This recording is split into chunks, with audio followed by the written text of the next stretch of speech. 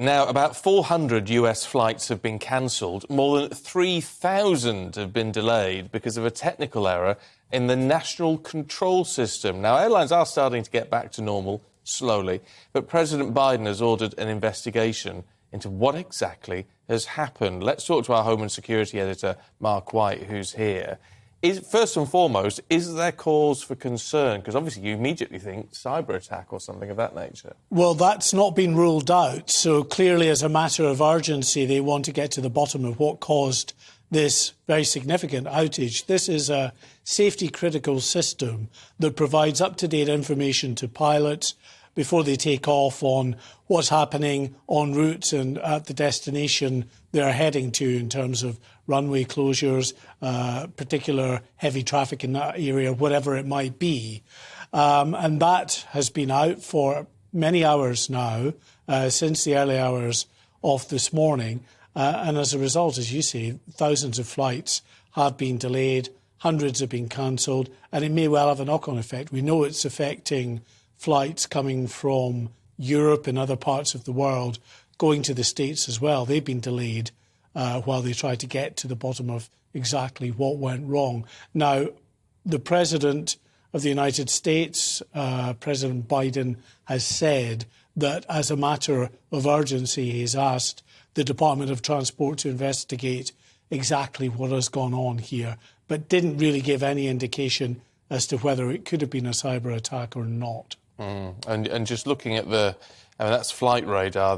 It's very difficult to get a great deal of information off that in a sense from the distance we're looking at the monitor. Yeah. But we are getting the impression, are we, that they are starting to get things back up and running, but even presumably without the system actually working properly yet.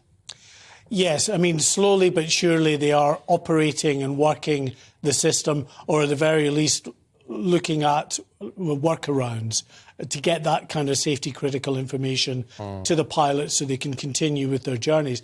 But the difficulty is when you delay or cancel a flight, it has big knock-on effects, because you then find that flights which should be in a completely different part of the country or part of the world aren't. They're at the place they should have left quite a few hours earlier. So that then affects the ongoing flights, incoming flights, and all of the above, and actually can take days before they return to a full working system again without the delays. So I think, for the air travelling passengers in the US, and indeed those in other parts of the world heading to the US, the advice really should be to, factor in the potential for some lengthy disruption.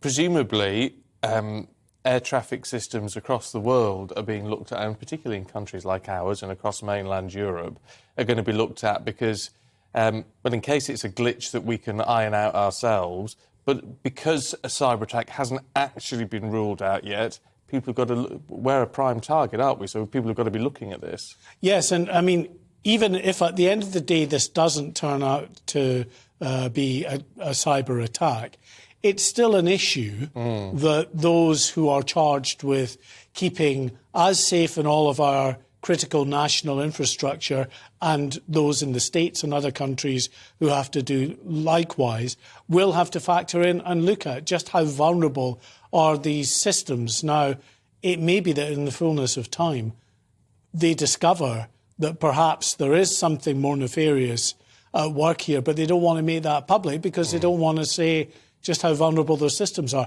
although it's perfectly obvious how vulnerable their systems are if it does turn out to be a cyber attack, given that everybody is reporting on the many thousands of flights that have been disrupted. So, yeah, you would hope that if it is something involving an attack on computer hardware and software that they're operating within the Federal Aviation Administration in the United States, that we do get to find out about that.